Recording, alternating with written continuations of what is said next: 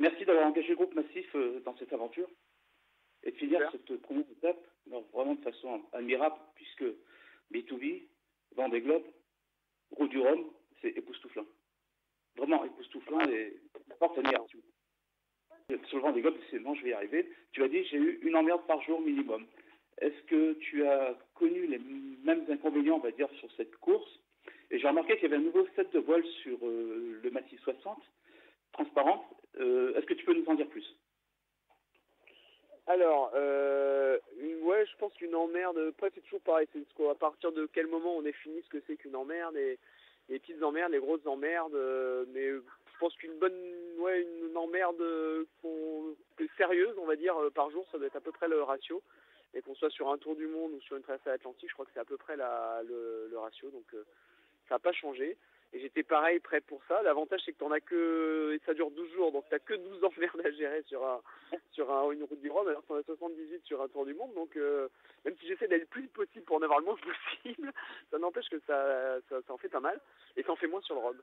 Et après, au niveau des voiles, c'est vrai qu'on avait un jeu de voile particulier sur le Rhum. C'est pas exactement les mêmes configurations que sur un tour du monde, parce qu'on n'a pas forcément les mêmes conditions météo. Et alors la voile transparente, je sais pas laquelle, c'est peut-être le Jenaker, une voile de portant, j'imagine, je pense que ça doit être ça. Qu'est-ce qu'on a? Si je fais l'inventaire des voiles qu'on avait sur ça va être un peu technique, mais je vais vous faire l'inventaire des voiles qu'on avait sur le bateau. Donc on avait une grande voile, ça c'est la grande voile qui est à l'arrière du mât qu'on a en permanence quasiment, enfin tout le temps. Ensuite on a 4 voiles plates. Donc c'est des voiles qu'on utilise quand on remonte au vent principalement. Donc on avait le J1, on dit J1, J2, J3 et Tourmentin. Donc le J1 c'est la plus grande, c'est une voile noire, alors qu'on a essayé de pas trop montrer parce qu'elle n'était pas dans les chartes de couleurs qui allaient bien. Donc voilà, normalement vous devriez ne pas avoir vu trop de photos de cette voile, mais c'est possible que vous l'ayez vue quand même.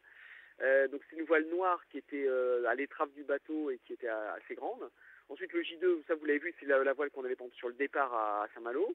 Le J3, c'est une plus petite voile qui vient juste derrière, qui fait encore la moitié de surface. Celle-là, vous l'avez peut-être vue. Je la mets aussi des fois en complément d'une voile de portant. Ensuite, le Tourmentin, donc c'est la 4e voile plate. Ça, c'est une voile orange. Et vraiment, ça, c'est quand il y a du vent très fort. Là, je l'ai pas mis sur la route du Rhum.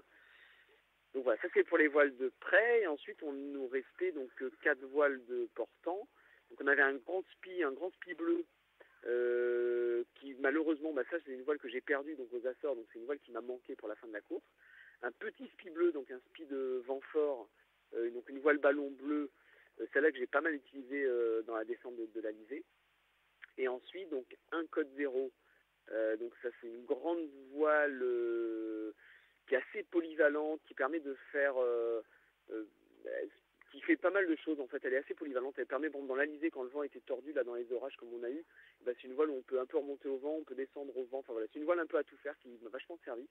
Et un grand Genac, donc je pense que c'est celui-là dont on parle, un peu transparent, qui est en cubène, c'est la matière, et qui elle aussi assez polyvalente, qui permet d'une manière générale de descendre dans le vent, et qui permet elle marche, on peut la tenir avec du vent assez fort, et elle marche aussi dans le petit temps.